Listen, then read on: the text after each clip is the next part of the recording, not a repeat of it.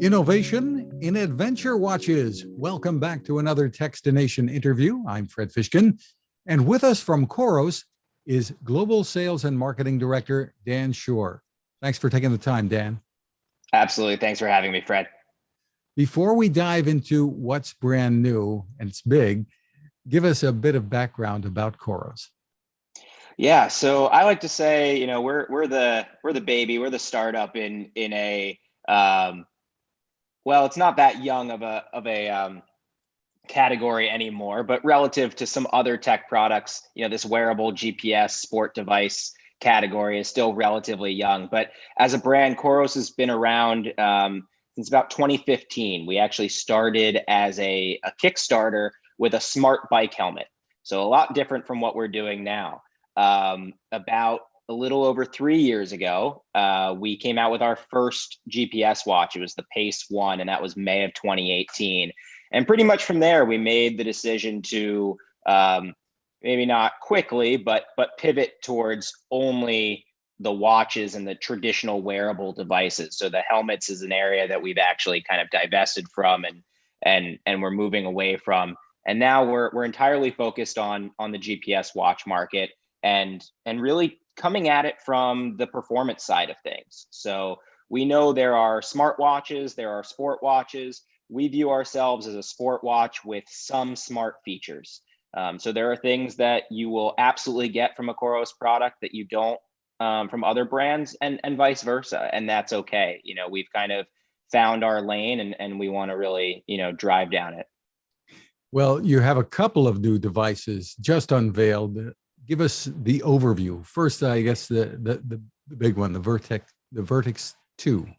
Yes. So the Vertix 2 is a long-awaited update to our original Vertix, which debuted a little over 2 years ago. And so the Vertix 2, which I have here, is we call it an adventure GPS watch, and that's because it's really based or designed around folks that are doing significant outdoor adventures. That's not to say those are the only folks that can wear this watch, but it'll stand up to the test of those individuals. So if that's climbing Mount Everest, if that's skiing first descents, or if that's taking on the Appalachian Trail or the PCT, this is a watch that's really built for the hardcore adventurer, whether that's from a durability standpoint, a temperature standpoint, or what we've become known for as a brand, our battery life. Well, let's talk about these things that really make you stand out, that are different really from your competitors. You've built a lot of technology into this watch. We have, yeah. So starting with the first thing that everybody kind of asks, at least Coros, about is the battery life. And the reason being is, from the get-go, we set out, when we came out with the Pace 1, and the target audience was originally more towards the triathlon, although that changed a bit over time. But, back in May of 2018, we said, okay, what is an issue? Well, you've got folks out there that are training and racing these Ironman triathlons, over 140 miles of total distance. And their watches, even the ones that have multi-sport modes, triathlon-based modes, they weren't lasting for the entire triathlon, which that's just boggles my mind. That's a failure. And so when we looked at a problem to solve, that was the first problem we went to attack. And the GPS is eating up the battery. Correct. And it should be, but there also should be enough battery for the GPS to last the whole time. So yeah, when I talk battery, I talk in full GPS. So GPS, heart rate, standard sensors, being used. And so that was the problem we had to solve. Like any startup, any business, you start with a problem and you try to solve it. From there, we kind of very quickly found a new audience. And that was and continues to be this growing, kind of trail and ultra running community. And while that's a bit of a niche from the broader running community, it is absolutely the fastest growing segment of running. Are these trail running, especially during the bulk of the pandemic. These were races that actually were able to continue in most cases because of size and how spread out and the environment in which they take place. And so with a trail or an ultra run, battery becomes really, really necessary, because you're talking about running 50K, 50 miles, 100K, 100 miles. I always tell the story of one of our athletes that we work with, a guy by the name of Tim Tollefson. And he finished third twice at the Ultra Trail Mont Blanc, which, for those that are not familiar, we call it the Super Bowl of trail running. It is literally a race around Mont Blanc, just about 100 miles. And in one of the years when he finished third, he broke the course record. Now, so did the two people in front of him. That's how it works. But he broke the course record. He ran faster than anybody ever had, and his watch died before the finish line. So if this guy running at the pinnacle event in the sport, if his device doesn't last for him, then what about everybody else? So we quickly found a very eager audience within trail and ultra running that was looking for our battery life. And so the battery life has continued to increase. So on the Vertix 1, this is now a little over 2 years old, we had 60 hours of battery life in full GPS. Now we've taken it up a notch, and on full GPS, we have 140 hours. And you might be thinking to yourself, who needs 140 hours of GPS? And that is a reasonable question. But that's kind of the base level, because what we've introduced in the Vertix 2 are two additional satellite settings. So the Global Positioning Satellite System is owned by the US Department of Defense. It is being able to be used for general citizen use and recreational use, but it's owned by the Department of Defense, and there are 31 satellites in orbit, 12,000 miles above our head, and they navigate the globe. Likewise, there are other systems out there. There's the Galileo system from the EU. There's a system in Japan. There's the Beidou system from China, and GLONASS from Russia. And so in total, each one has somewhere between 20 and 35 satellites in orbit. So there's roughly 150-ish active satellites that do global positioning. So similar to GPS, what we know of. And so typically watches have been able to pair with one, maybe two of these systems simultaneously, even if they have the ability to connect to all or most of those systems. What we are introducing now, and I believe this to be the first time that this has occurred, at least in a GPS type watch, is the ability to connect to all 5 of those systems at one time. And again, question being, why would I want to do that? And so again, relatively simple answer is accuracy. GPS, or when I say GPS, I mean any of these satellite systems. I use GPS kind of as the Kleenex or the rollerblade, if you will. But GPS, they tend to have, at least in recreational use, about an error rate of plus or minus 10 feet. When you consider that this is coming from a signal 12,000 miles above us, that's pretty good. But when you're considering the various usage cases, and you're trying to measure your New York City marathon, or a trail run, or just a run around the neighborhood, or a bike ride, you want to know how far you ran. So that 10-foot error can add up over time, and exceed, well, hopefully not exceed, around 2%. By having all 5 satellite systems and having more satellites to pair to, we're now bringing down that error rate. And then take it a step further, GPS, the actual US Department of Defense system of GPS, has what we're calling an express lane. It's the dual frequency.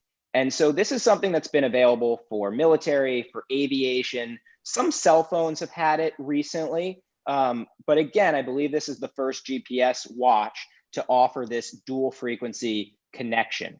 So you have three options. You have your standard single to GPS, you have your all 5 systems on, and you have all 5 systems on plus dual frequency. So your battery life starts at that quote unquote base level of 140 hours of GPS. And what I should say there is that's 140 hours as if you started and I'm going to use the Appalachian Trail because I can't think of something, longer for right now, but you started in Maine and you started heading south, and 140 hours later, that's when you would need to charge your watch. If you were just wearing it as kind of a smartwatch, not that I consider it a smartwatch, you would have 60 days. So 2 months between charges, which is pretty exceptional. So that's your base level. If you use all systems, all 5 satellites, you're going to use more battery life. So that brings the battery life to a still incredible 90 hours. And then if you use the dual frequency in addition, the battery is at 50 hours. So that 50 hours is still nearly industry leading with essentially technology that has never been available in this category, in this space before. Yeah, it leaves one scratching his or her head here. How in the world do you do that? I mean, so obviously the watch is not very big. You can't fit a huge battery in there. Right. So it's not about battery size. It is about battery efficiency. And so that's where our designers and engineers come into play, and they do amazing things that I won't even begin to understand. The way I talk about it is it's like the Coca-Cola recipe. It's locked up in a vault somewhere, and like 2 people know it, and I'm not one of them. So what about other features besides the GPS? Are you leaving some things out in order to get that kind of battery life? Not really. I mean, there are some things that you do sacrifice if you are looking for what I would call a traditional smartwatch, something like an Apple Watch or a Samsung watch that is really focused on lifestyle. So while I don't want to, focus on the negatives, the things that you don't have are some of these extra applications. I can't play Candy Crush on my watch, unfortunately. I can't, text on my watch. I can get notifications from anything, almost any app from my phone, including text messages. I can get notified when somebody calls me. I can even ignore their call from my watch. I just can't, put it up, Dick Tracy style and answer them. So, those are the things that you don't have. We've optimized other things like the backlight and, some of the other sensors to be efficient with the battery. And one thing that Coros has become known for over the last 3.5 years is we don't obsolete ourselves, or we try not to for as long as possible. So when you get a watch from Coros, what you're also getting are all of the advancements that we make over time. So that can be new activity modes, new features, as long as the hardware will support it or has the space or the appropriate sensors, we will continue to update even an older watch. And that includes the original Vertix. It's still planned to get some updates before the end of this year. So that's something that we do really for a couple of reasons. One is sustainability. We don't want to see devices that frankly can't break down in landfill. We are, after all, an outdoor, focused brand. And also we just want to take care of our consumers in a way that most brands don't. And there are still going to be limitations. Any hardware is going to have limitations, or technology is going to have limitations, but we recognize that our early users are some of our best advocates, and we want to make sure that they don't feel ignored or slighted just because we're on to the next product. But in terms of how do we maintain this battery life, everything centers around that battery life. So when we do develop these new features, it makes sure that it is optimized to not take on more battery outside of kind of the general expectations. We also have different modes for our backlight, because actually when it comes down to it, the backlight is the single biggest battery consumer, more than even the GPS connection. So when that watch is lit up, that's when it's actually taking up over 200% of the traditional battery life from a regular GPS mode. So we have different modes, whether it's from the turn of the wrist makes your your backlight come on for a few seconds at a time. Or if you really need it, you have a night mode, which is set to actually turn off at sunrise, because it knows from the last time you synced with the app when sunrise in your location is expected. So even if you're in a system or even in a setting, that takes up a massive amount of backlight, it still has kind of that safety net to turn off when you in theory wouldn't need it anymore. And the memory in here, tell me about that, because you can do offline maps with this, right? Absolutely. Yeah. Good catch there. So we have 32 gigabytes of memory, which is, we've actually never had enough memory built in terms of storage that we've published that data before. So this is a big update for us. So 32 gigs, that's going to hold your, what we're calling our landscape map. So the landscape map is global. It's going to show you streets, trails. It's essentially a 2D map. It's what if you were on, Google Maps, I think, is their terrain map or something. I think that's the name they use for it. So this is our landscape map. And then we also have a topography map that's going to show you, elevation, especially, if you're on trails and in mountain ranges, and whether that's, up in New Hampshire or out in the Rockies or the Alps, like we talked about before. So that feature is available globally as well. It's going to come preloaded for the continent that you are located in. So if you're in North America, you will get one that is preloaded with North American topo maps. But free of charge, you can actually download other continents from Coros.com, or you will have that ability within the next few days. And so that is actually a big differentiator between ourselves and one of our biggest competitors in this space. That this is an add-on sale that they have for different countries and regions. So we wanted that to be a big point of difference for ourselves. So you do have offline mapping.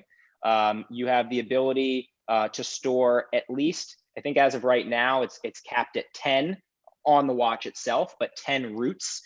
So if you bring over a GPX file of any route that you're doing, I think a lot of people use the idea of a race and putting that route on, but I actually really like it for when I'm traveling, whether that be for vacation or work. And I'm looking up, I kind of go on to any of the various websites to set up a route, trail or road. And I give myself, hey, this is the run I'm going to take from the hotel. And this way I can be a little bit mindless and not have to worry about street names and all of that. And I can just follow the route around and get my daily exercise in. So that's an option as well. And then also for the first time for our brand, we have music storage or audio storage on the watch. And so there may be more things that we build into those audio capabilities. We have a mindset of training. That is, we look at our core customer as somebody who is training for something. So yes, we have endorsers who are Olympians, and we also have folks that are training to run their first 5K. And the common theme there is they're training. They are planning out what they're doing. They're thinking about how they are going to better themselves. So that's kind of what we consider our core customer. And so we may be able to use this audio functionality to, offer, different training tips or an eventual podcast. Who knows? I'm kind of speaking really more in a very brainstorm phase, but be able to deliver that, not just have some music, some tunes on there.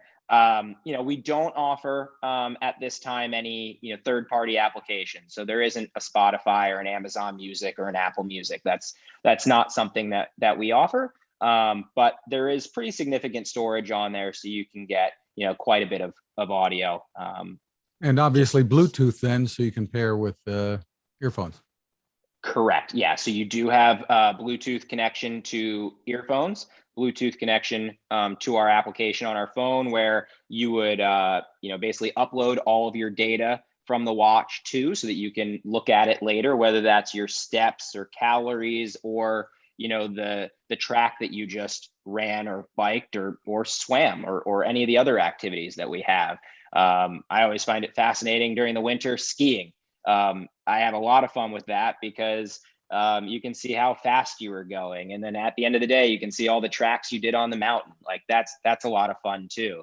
And it's something we don't talk about as much because, our biggest user base is runners. But yeah, and so you also have Bluetooth to, like I said, our mobile application. And then there are a variety of third-party sensors that people will use, whether those are different cadence or speed sensors on a bike, or an indoor trainer for some folks, or while we do have heart rate and SpO2 readings, so blood oxygen readings on the back of the watch, you can see that there. Some people will choose to use a chest strap for their heart rate because those tend to be a little bit more sensitive or accurate than the wrist-based optical heart rate. So it'll pair to sensors like that as well, even from our competitors via Bluetooth. Really cool. Now, you mentioned Olympians a couple minutes ago. You've got a partnership with the greatest marathon runner of all time. Just won another gold medal, in fact. Tell me about that. And this is with a different watch. Yes. So I propped up that segue there perfectly. So Eliud Kipchoge has been a partner of Coros and vice versa we're coming up on a year. And Eliud really is not just the greatest marathoner of all time, but really just a great human being. He invests a lot in his home country of Kenya. And he also has built up training groups around him to support other young athletes. Eliud is now 36 or 37 years old, I believe. I know he turns 37 this year. He's been in the sport of running, not just marathon, at an incredibly high level since I want to say he was like 16 or 17 years old. He won a medal in the 5,000 meters at the World Championships in Paris in 2003. And I won't say this is when he initially gained fame, but for the broader audience, beyond folks that pay attention to running, he really got the attention of the world when he attempted to become the first human to ever run under 2 hours in the marathon. And what is fascinating about that is that this was something that was viewed to be impossible. I mean, I know we look at times and they always, come down bit by bit, but well, it is impossible for most of us, but continue. It absolutely is. I mean, there are so many of us out there that are hoping to break 2 hours in a half marathon, if not, even shorter distances. And it's an incredible feat. And so, it was not a traditional or, legitimate race. They did things like having pacers move in and out. And it was a big to do. And, because of his partnership with Nike, who is his primary sponsor, but, CNN covered it and did a lot of stuff on the tech in the shoes and in the race and everything else. Ultimately, he came up, I think it was like 24 seconds short the first time. And so, and I say the first time because back October of 2019, they attempted it again. The first time was on a Formula One track in Italy. The second time was in, I believe, Vienna, Austria, and they created a route, and he broke the 2 hour barrier. He ran 1 hour, 59 minutes and 40 seconds, which is unbelievable. I'm not going to say that nobody will ever do it again, but the likelihood of that happening is far off, especially without the circumstances that were created. So he's also has the actual, ratified world record in the distance. And as you mentioned, he just won a gold medal in Tokyo to pair with his gold medal that he won in Rio. And so, just absolutely fascinating human being, has a great team behind him. And so we've put together this partnership, and he's been working with us for almost the last year. And we're getting a lot of great information from him and his team as far as what's useful data for somebody at his level. And so obviously the vast majority of us or 99.99% of the population is not at his level. But we like to say that, if it's bringing benefit to Eliud, it can certainly bring benefit to all of us. And so we wanted to celebrate our partnership with Eliud and his, now second gold medal. And interestingly enough, his first one where he was wearing a watch of any kind. He had trained with other watches before, but he had never actually worn a watch in his race. And I was a little nervous, not gonna lie, because every athlete has their superstitions and things like that. But he wore the Pace 2 in Tokyo, as he did in a tune-up race in the Netherlands in April. And so we've celebrated Eliud in our partnership with the Pace 2 Eliud Kipchoge edition. And I unfortunately don't have one with me because they are that limited. We're making 5,000 of them globally to celebrate him. But it will be a watch that is, it's our Pace 2 watch, which is our #1 seller and won a lot of awards the last holiday season and into this year. But it's got a color palette that's inspired by his native Kenya. So red and green hits. It also comes with our pod, which is an accessory. Trying to see if I thought I had one sitting out in my office behind me, excuse me, but it's a little pod that clips onto the back of your waistband. And so it can tell you a lot of additional data that the watch itself wouldn't otherwise tell you. My favorite thing there is left-right balance. And the reason being is it's a great way to find out if you are potentially favoring one side or another, which can be an indication that maybe there's an injury that is or has developed on one side of the body versus the other, or you might eventually develop an injury because you are favoring one side of the body versus the other. Overuse injuries are unfortunately very common in endurance sports. And so, it comes with the pod as well, which he uses extensively with his team, and an extra watch band as well. So we have both silicone watch bands, so similar to the material you see here, as well as a nylon watch band, which is, a bit lighter as well. And you can customize that to get a nice snug fit, more so than, the couple millimeters of spacing between the holes on a traditional watch band. So tell us about the pricing and availability of these two watches. Sure. So both are available for pre-order now and will be shipping by the end of the week on Coros.com.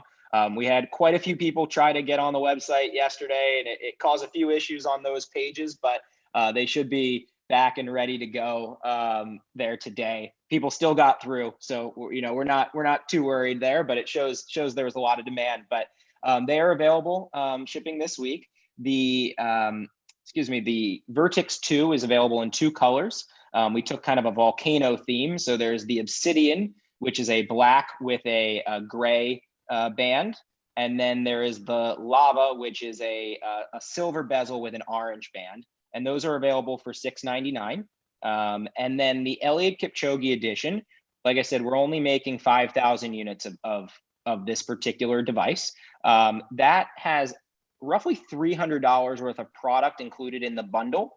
It is going to be sold for $249.99, so $250. And that again is available on Coros.com.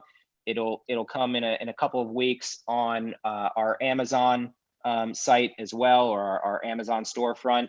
Takes a little bit of time for those guys to check in product, but so there's a little bit of delay. And for those that happen to be outside of the US or North America, we do have distributors across the globe, across Europe, Southeast Asia, Australia, New Zealand, South America. So we are, for a company that is our age, we're pretty well distributed globally as well. And people can still, if that sells out, which it will, the 5,000 units, people can still opt for the Pace 2 or the Absolutely. Vertix. Absolutely. Yeah. The traditional Pace 2, in the normal colors, we've got white and a really dark navy instead of a black, as well as seasonal colors that we come out with. So those will still be available if you miss your chance on the Eliud Kipchoge watch. Terrific. The website again is Coros.com, Coros.com. Dan Suher, thank you so much for taking the time with us. Thank you so much for having me. It was a pleasure.